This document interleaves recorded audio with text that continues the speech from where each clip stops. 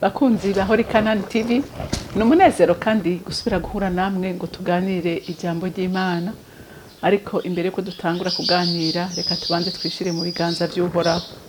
Mana yera, Mana nziza, ndaguhaye icubahiro kukibereye muri iki gitondo. Ndaninahaza izina ryawe ko ntarendere kwiye kuninahazwa atari ryawe gusa, kuko niwe Mana imwe rudende ishoboye byose, niwe mukiza w'abantu bawe kandi ukaba n'umutabazi wabo. Nico gituma bakwizeye Mwami Imana duhiriwe ko tukufise ko mutabazi tukavugira ko mwungere. Ushimagizwe kandi wubahwe muri byose na hose mu izina rya Yesu senze nizeye kubyumvise. Amen, amen.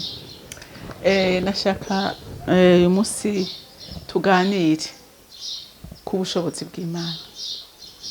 Abantu benshi uyu munsi ubushobozi bw'Imana barabusuzugura, tugaha cyane icubahiro satani.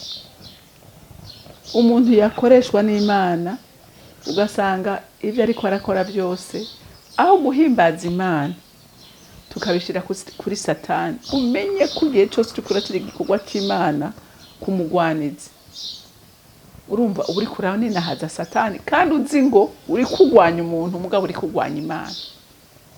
Imana idufashe. Umenga Imana yacu nta cyiza coyivako, umenga nta cyiza coyivako. Haraho nitegereza ibiganiro bimwe ukiyumvira none kubereka abantu bafata umwanya wo kwamamaza ubushobozi bwa satani aho kwamamaza ubukuru bw'Imana. Imana idufashe. Reka dusome ijambo ry'Imana muri Luka igice c'11, turasoma kuva ku murongo w'14 dushikane ku murongo w'19. Bashira ibikorwa bya mpwemu yera kuri satani, kandi yirukana umuntu dayimoni atera uburagi. Dayimoni imuvamwo. Uno muntu w'ikiragi aravuga, ishengero riratangara.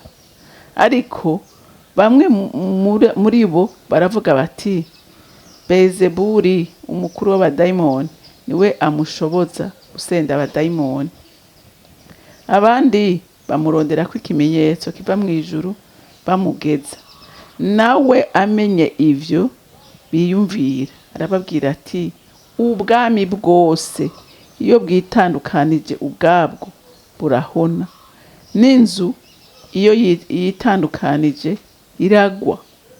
Na satani namba yitandukanije ubwiwe, ubwami bwiwe buzorama bute? Kuko muvuga yuko Belzebuli ari we anshoboza gusenda abadayimoni. Ariko jewe namba Belzebuli ari we anshoboza gusenda abadayimoni, abana banyu bashobozwa nande kubasenda? Nico catumye aribo nico kizotuma aribo bazobatsindisha. Amen. Nagira nteri intege abakozi b'Imana Imana ikoresha, hanyuma abantu bakabacira urubanza bagiriza ko ibikorwa bariko barakora babikoreshwa na satani. Turabonye neza ko bitatanguye uyu munsi, byatanguye kera. N'umwami wacu Yesu ubwo rubanza baramuciriye ngo uyu munsi ngo asenda idayimoni yari mu muntu yari yamuteye uburagi. Babona wa muntu aravuze ngo benshi baratangara, bamwe baravuga ati uyu muntu ntibishoboka, ubu bushobozi nta handi. Ati ni Belzebuli umukuru, umva ni satani bwiwe. Ati ni satani yamuhaye ubu bushobozi bw'ikwirukana idayimoni. Hanyuma Yesu ababwira ijambo rikomeye, ati niba jewe uyu munsi ndiko ndasenda abadayimoni kandi ndi umukozi wa satani cyangwa ndi umukozi wa satani, nkaba niko nkora igikorwa cyakozwe n'umugwanizi. Urumva satani yateje abadayimoni binjiye muri uyu muntu. Ni n'abarendiko ndakura abadayimoni kandi nanjye nkoreshwa na dayimoni. Urumva ndiko ndasambura ubwami bwanje. Uko urabyumva ati ndiko ndasambura ubwami bwanje. Ubwami iyo bwitandukanije bukisambura ubwami buca buhera. Urumva uyu munsi uri mu gikorwa runaka mukakirwanya, none wumva cotera imbere gute? Ari wewe ukora ico gikorwa ngo cago noneho akaba ari wewe uragisambura. Urumva ntibigoye. Uyu munsi je nkaba ndiko ndadandaza, umuntu yaza aca nambwira ntewe ntiki kintu rero ni mauvaise qualité, ati nzi mpuza ntibara kubiri izocicu isaha yambara ukwezi kumwe izocicuye. None mwumva iyo magazine yanje ari umuntu kwigendera. Rero nuko ubwami bwa satani Yesu niyo bari kwakorera ubwami bwa satani kandi ari umukozi wa satani. Urumva bari kwarasa ubwami. Hanyuma aravuga ati rero abana banyu bahora basengera abantu bagakoreshwa ibitangaza, sibo bazobatsindisha. None bo bariko bakoreshwa nande? Iyo basenze abantu bagakira baba bakoresheje nande? Ataba nibo bazobatsindisha. Rero bantu b'Imana dukwiye gusenga Imana aho kuja kwamamaza ibintu umuntu atabanazi. Ijambo ry'Imana riratubwira ngo iminsi yose tuzohore dusenga kugira ngo duhabwe impemu y'ukudisana umwuka ukoresha umuntu, aho kuja kwamamaza ibyo utazi cyangwa kuja kwanduza izina ry'umuntu utazi. Usenga Imana ikaguha impemu cyane umwuka w'umuntu. Haleluya, haleluya. Kandi yavuze abanje ntirako suko boba bavuga ijambo ry'Imana ko bakoreshwa ibinabiri, ati cyo uze bamenyera n'ukuraba by'amabanga. Rero burya ntibigoye byo ushobora kubona naho umuntu yorara arihisha gute ari umukozi w'umugwanizi. Nubura amasinya kwereka ko uyu muntu akorana n'umwasa adakoreshwa n'Imana. Haleluya. Ijambo ry'Imana rivuga ngo bose abavuga ngo mukama sibo abana b'Imana. Si bose sukuvuga ngo nabana b'Imana. Mugabo icyo dukwiye kubarabirako nukuraba ku by'amabama. Urabibona.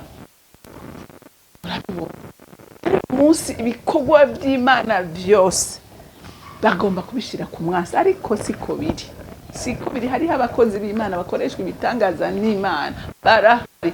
Na Yesu yabivuze ngo ububasha n'ubushobozi bwanjye bupfuye sindabudukanye mu ijuru, sigiye abanyizera. Ati kandi uzokoreshwa ibitangaza biruta je byo nakoreye muri ino. Haleluya. Wowe iyi si yayimazemo umwanya muto, imyaka 3. Umuntu ashobora kumara imyaka 60 ari mu gikorwa canke 30 canke 40 canke ingahe ari mu gikorwa. Murumva ko atokora ibikorwa bingana n'umuntu yamaze imyaka 3.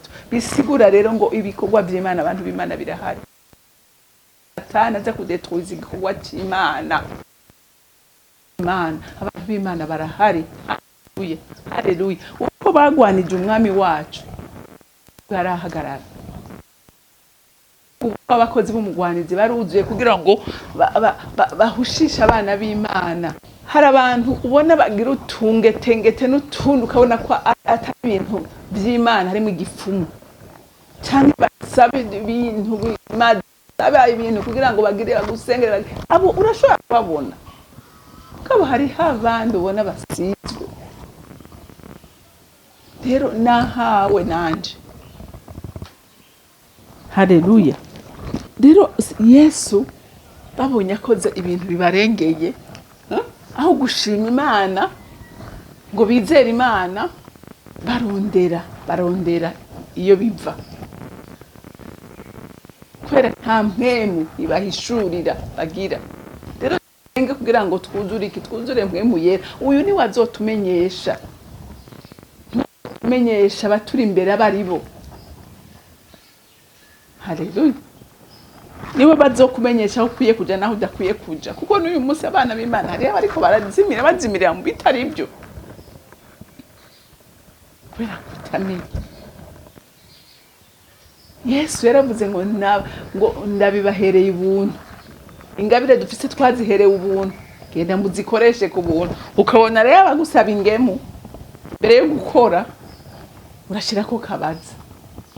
Haleluya, urashirako kabaza.